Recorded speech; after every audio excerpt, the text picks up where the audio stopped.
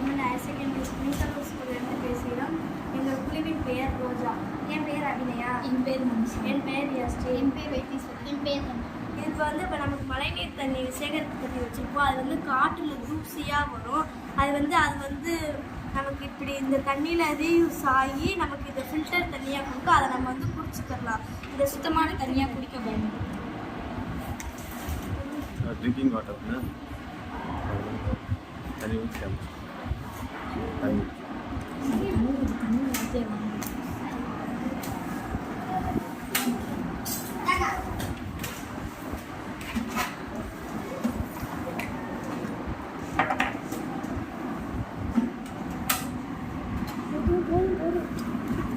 இப்போ இது நமக்கு அழுக்கான மழைநீர் தண்ணி.